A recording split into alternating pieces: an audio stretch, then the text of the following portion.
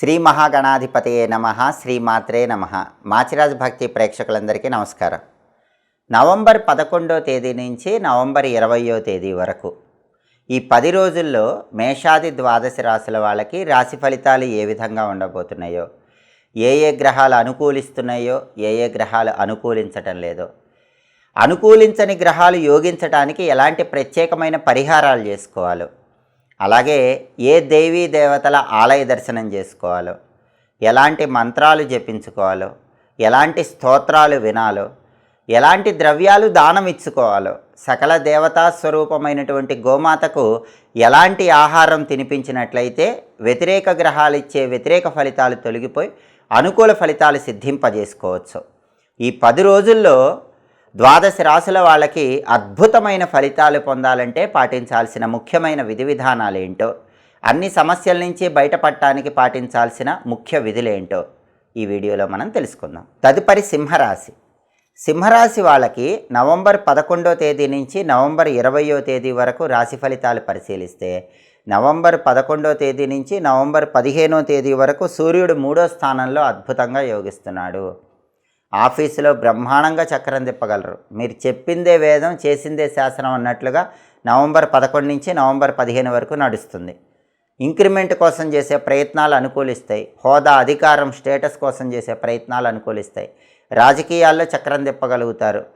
తండ్రి వైపు ఆస్తుల పరంగా చక్రం తిప్పుతారు. తండ్రి తరపు బంధువుల వల్ల ప్రయోజనాలు ఉంటాయి. అనారోగ్య సమస్యలు లేకుండా చక్కటి ఆరోగ్యాన్ని పొందగలుగుతారు. అయితే నవంబర్ 16 నుంచి నవంబర్ 20 వరకు ఈ 5 రోజుల్లో మాత్రం సూర్యుడు 4వ స్థానంలో ఉన్నాడు, బలం లేదు. పిత్రార్జిత ఆస్తులు వచ్చినట్టే వచ్చి చేజారిపోయే అవకాశం ఉంది. ఆఫీసులో కూడా మీకు మంచి పొజిషన్ ఇచ్చినట్టే ఇచ్చి మిమ్మల్ని ఇబ్బందులకు గురి చేస్తూ ఉంటారు. కొలీగ్సే మీకు వ్యతిరేకంగా మారతారు. ఆఫీసులో జాగ్రత్తగా ఉండాలి. పాలిటిక్స్లో జాగ్రత్తగా ఉండాలి. అగ్రికల్చర్ ఫీల్డ్లో కూడా ఆలోచించి నిర్ణయాలు తీసుకోవాలి. కాబట్టి రవి బలం నవంబర్ 11 నుంచి నవంబర్ 15 వరకు బ్రహ్మాండంగా ఉంది. నవంబర్ 16 నుంచి నవంబర్ 20 మధ్యలో సూర్యుడి బలం పడిపోతుంది. కాబట్టి రాజకీయాల్లో జాగ్రత్తగా ఉండాలి. ఆరోగ్యపరంగా జాగ్రత్తలు తీసుకోవాలి. అగ్రికల్చర్, వ్యవసాయంలో ఆలోచించి నిర్ణయాలు తీసుకోవాలి. పనిచేసే చోట సహోద్యోగులతో, బాస్తో జాగ్రత్తగా వ్యవహరించాలి. మరి నవంబర్ 16 నుంచి నవంబర్ 20 మధ్యలో ఈ 5 రోజుల్లో కూడా సూర్యుడి బలం పెరగాలంటే ఏం చేయాలంటే, సూర్యుడికి అధిష్టాన దైవం విష్ణుమూర్తి కాబట్టి ఓం నమో భగవతే విష్ణవే అనే మంత్రం రోజు 21 సార్లు చదువుకోండి. దాంతోపాటుగా విష్ణు పంజర స్తోత్రం అని ఉంటుంది. ఆ విష్ణు పంజర స్తోత్రం వినండి. నానబెట్టిన గోధుమలు బెల్లంతో కలిపి ఆవుకు పెట్టండి. కేజీంబావు గోధుమలు ఎర్ర వస్త్రంలో మూటగట్టి బ్రాహ్మణుడికి దానం ఇవ్వండి. అప్పుడు నవంబర్ 16 నుంచి నవంబర్ 20 మధ్యలో కూడా సూర్యుడు యోగిస్తాడు, అనుకూల ఫలితాలు వస్తాయి. అలాగే బుధుడు సింహరాశికి 4వ స్థానంలో ఈ 10 రోజులు సంచారం చేస్తున్నాడు. బుధుడి బలం బ్రహ్మాండంగా ఉంది. సింహరాశి విద్యార్థులకు తిరుగులేదు. బ్రహ్మాండమైన ర్యాంకులు తెచ్చుకుంటారు. క్లాస్ ఫస్ట్గా ఉంటారు. కాంపిటేటివ్ ఎగ్జామ్ రాస్తే అందులో కూడా నెంబర్ 1 ర్యాంకు తెచ్చుకోగలుగుతారు. కావాల్సిన చోట సీట్లు వస్తాయి. ఎడ్యుకేషన్ ఫీల్డ్లో సింహరాశి విద్యార్థులు టాప్ పొజిషన్లో ఈ 10 రోజుల్లో ఉండగలుగుతారు. అలాగే క్వాలిఫికేషన్కి తగిన కొత్త జాబ్ కోసం ట్రై చేయడానికి సింహరాశి వాళ్ళకి బలం ఉంది. సింహరాశి వాళ్ళు ఇంటర్వ్యూలకు వెళ్ళొచ్చు, కొత్త జాబ్ కోసం ట్రై చేసుకోవచ్చు, కొత్త జాబ్ వచ్చే యోగం ఉంది. వ్యాపారం కూడా బ్రహ్మాండంగా సాగుతుంది. మీరు అనుకున్న దానికంటే సింహరాశి వాళ్ళకి ఈ 10 రోజుల్లో వ్యాపారంలో ఎక్కువ లాభాలు వచ్చే సూచనలు ఉన్నాయి. అలాగే శుక్రుడు 3వ స్థానంలో వ్యతిరేకంగా ఉన్నాడు. కాబట్టి సింహరాశి వాళ్ళకున్న సమస్య ఏంటంటే అక్క చెల్లెళ్ళతో లేనిపోని తగాదాలు వచ్చే అవకాశం ఉంది. తస్మాత్ జాగ్రత్త. మీ అక్కతో కానీ మీ చెల్లితో కానీ గొడవలు పడకండి. చిన్న విషయమే పెద్ద గొడవకు దారితీసే అవకాశం సింహరాశి వాళ్ళకి ఈ 10 రోజుల్లో ఉంది. టెక్స్టైలు, లేడీస్ ఎంపోరియం, బొటిక్ లాంటి వ్యాపారాలు మాత్రం అంత గొప్పగా ఉండవు. బ్యూటీ రిలేటెడ్ వ్యాపారాలు కొద్దిగా ఇబ్బందికరంగానే ఉంటాయి. సినిమా, టీవీ రంగాలు, సంగీత, నాట్య రంగాల్లో కూడా అంత అనుకూలత మాత్రం కనిపించదు. అలాగే సింహరాశి వాళ్ళ కుజుడు కూడా 4వ స్థానంలో వ్యతిరేకంగా ఉన్నాడు. అర్ధాష్టమ కుజదోషం అంటారు. ఈ అర్ధాష్టమ కుజదోషం ఉన్నప్పుడు ఏం జరుగుతుంది? ప్రాపర్టీ కొంటే మోసపోతారు. ప్రాపర్టీ అమ్మినా పెద్ద లాభం ఉండదు. కాబట్టి భూమి, గృహం, స్థలం, పొలం ఇట్లాంటివి కొనకండి. లేదా మీకున్న ప్రాపర్టీ ఈ సమయంలో అమ్మకండి. అమ్మినా మీకు తక్కువ రేటే వస్తుంది. రియల్ ఎస్టేట్లో కూడా ఆలోచించి నిర్ణయాలు తీసుకోవాలి. గొప్ప డీల్స్ అయితే అవ్వవు. అప్పులు అనేవి వెంటాడుతూ ఉంటాయి. అప్పుల విషయంలో జాగ్రత్తగా ఉండాలి. కొత్త అప్పులు చేయకండి. అలాగే సోదరులతో జాగ్రత్తగా వ్యవహరించండి. బ్యాంకు లోన్లు శాంక్షన్ అవ్వటం కూడా కొంచెం కష్టంగానే ఉంటుంది. అర్ధాష్టమ కుజదోషం వల్ల ఈ ఫలితాలు వస్తూ ఉంటాయి. కాబట్టి సింహరాశి వాళ్ళకి శుక్రుడు బాలేడు, కుజుడు బాలేడు. సూర్యుడు మొదటి 5 రోజుల్లో అద్భుతంగా ఉన్నాడు, బుధుడైతే 10 రోజులు అద్భుతంగా ఉన్నాడు. మరి శుక్రుడి బలం పెరగాలంటే ఏం చేయాలి? ఓం శ్రీ రాజమాతంగి అయి నమః అనే మంత్రం సింహరాశి వాళ్ళు రోజు 21 సార్లు చదువుకోవాలి. రాజరాజేశ్వరి అష్టకం వినాలి. నానబెట్టిన అలసందలు అంటే బొబ్బర్లు గోమాతకు తినిపించాలి. కేజింబావు అలసందలు తెల్లటి వస్త్రంలో మూటగట్టి దానం ఇవ్వాలి. అప్పుడు శుక్రుడి బలం పెరుగుతుంది. అలాగే అర్ధాష్టమ కుజదోషం పోవటానికి, ప్రాపర్టీస్ పరంగా కలిసి రావటానికి ప్రతిరోజు కూడా ఓం భౌమాయ నమః అనే చిన్న మంత్రం 21 సార్లు చదువుకోండి. రుణ విమోచన అంగారక స్తోత్రాన్ని వినండి. కందులు నానబెట్టి బెల్లంతో కలిపి ఆవుకు పెట్టండి. కేజింబావు కందులు ఎర్రటి వస్త్రంలో మూటగట్టి బ్రాహ్మణుడికి దానం ఇవ్వండి. అప్పుడు అర్ధాష్టమ కుజదోషం తొలగిపోతుంది. అలాగే సింహరాశి వాళ్ళకి నవంబర్ 16 నుంచి నవంబర్ 20 మధ్యలో సూర్యుడి బలం లేదు. 15 వరకు అద్భుతంగా సూర్యుడి బలం ఉంది. కాబట్టి నవంబర్ 16 నుంచి నవంబర్ 20 మధ్యలో సూర్యుడి బలం పెరగాలంటే ఆ 5 రోజుల్లో మాత్రం ఆదిత్య హృదయం వింటూ ఉండండి. అలాగే ప్రతిరోజు కూడా ఓం నమో భగవతే శ్రీ సూర్యాయ నమః అనే మంత్రాన్ని 21 సార్లు చదువుకుంటూ ఉండండి. నానబెట్టిన గోధుమలు బెల్లంతో కలిపి ఆవుకు పెట్టడం, కేజింబావు గోధుమలు ఎర్రటి వస్త్రంలో మూటగట్టి బ్రాహ్మణుడికి దానం ఇవ్వటం ద్వారా నవంబర్ 16 నుంచి నవంబర్ 20 మధ్యలో కూడా సూర్యుడి బలం పెరిగి అనుకూల ఫలితాలు వస్తాయి. కాబట్టి సింహరాశి వాళ్ళకి బుధుడి బలమే 10 రోజులు పూర్తిగా ఉంది.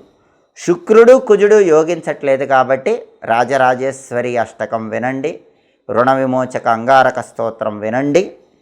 అలాగే నవంబర్ 16 నుంచి నవంబర్ 20 మధ్యలో ఆదిత్య హృదయం వినండి. ఈ పరిహారాలు చేసుకోండి. అప్పుడు ఈ 10 రోజులు కూడా సింహరాశి వాళ్ళు అనుకూల ఫలితాలు అందిపుచ్చుకోవచ్చు. నవంబర్ 11వ తేదీ నుంచి నవంబర్ 20వ తేదీ వరకు మేషాది ద్వాదశ రాశుల వాళ్ళకి అన్ని రకాలుగా కలిసి రావాలంటే దీర్ఘకాల సంచారం చేసే గ్రహాలను కూడా తప్పకుండా ప్రసన్నం చేసుకోండి.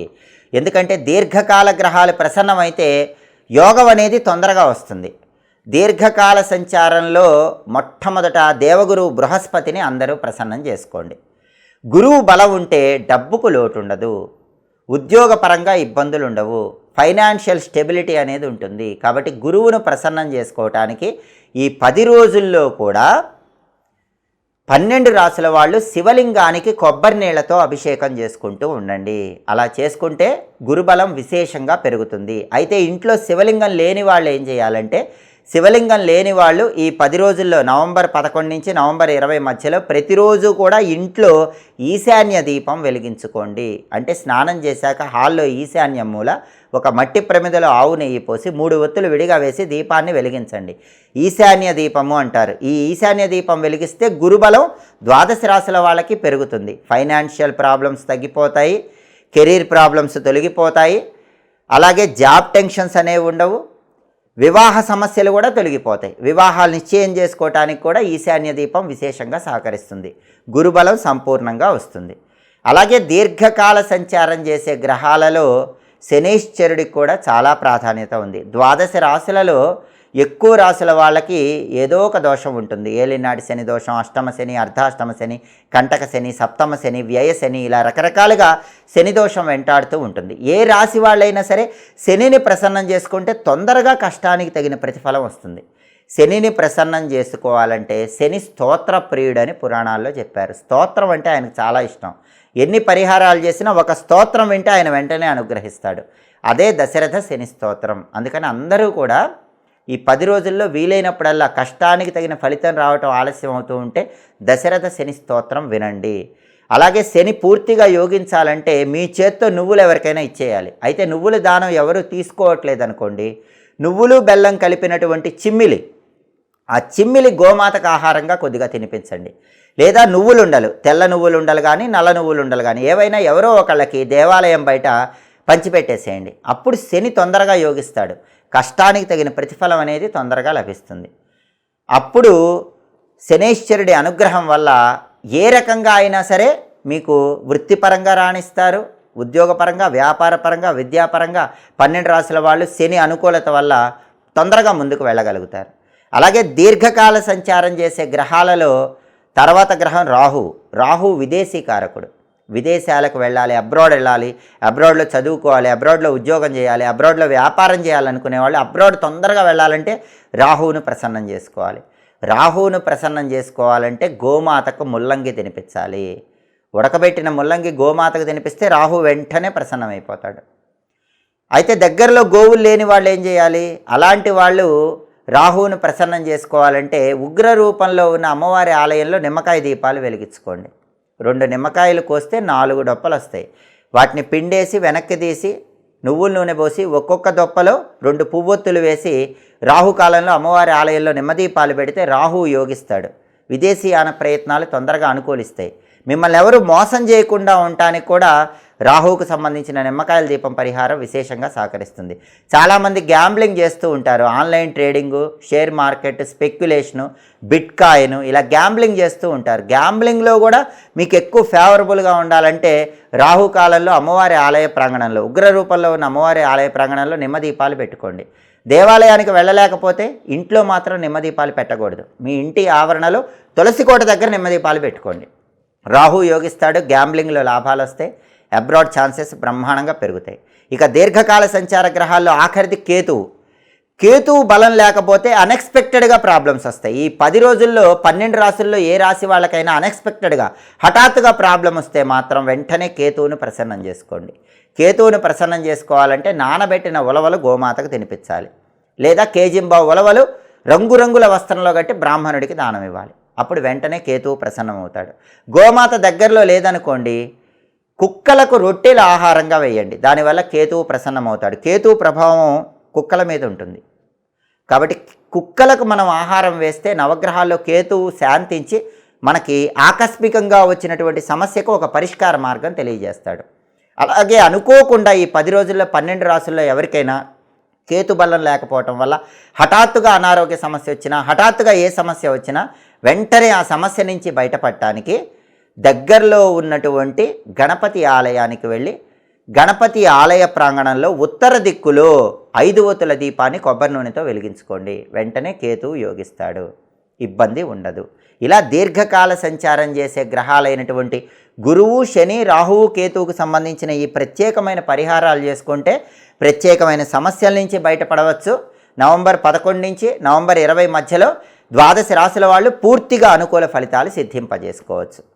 ఇవి మేషాది 12 రాశుల వాళ్ళకి ఈ 10 రోజుల్లో ఉండేటటువంటి రాశి ఫలితాలు. ఎప్పటికప్పుడు మీ రాశి ఫలితాలు తెలుసుకోవాలనుకుంటున్నారా? అయితే మాచిరాజ్ భక్తి ఛానల్ తప్పకుండా చూడండి. గ్రహాలు ఏవి యోగిస్తాయి, ఏవి యోగించవు, యోగించని గ్రహాలకు ఎలాంటి పరిహారాలు చేసుకోవాలి, ఇవన్నీ తెలుసుకోవాలంటే మా మాచిరాజ్ భక్తి ఛానల్ తప్పకుండా సబ్స్క్రైబ్ చేసుకోండి. మా వీడియోస్ మీకు నచ్చినట్లయితే మా ఛానల్ లైక్ చేయండి, కామెంట్ చేయండి. మా ఛానల్ వీడియోస్ 10 మంది మిత్రులకు షేర్ చేయండి. మా ఛానల్ సబ్స్క్రైబ్ చేసుకోండి. పక్కన ఉన్న బెల్ సింబల్ నొక్కటం మాత్రం మర్చిపోకండి.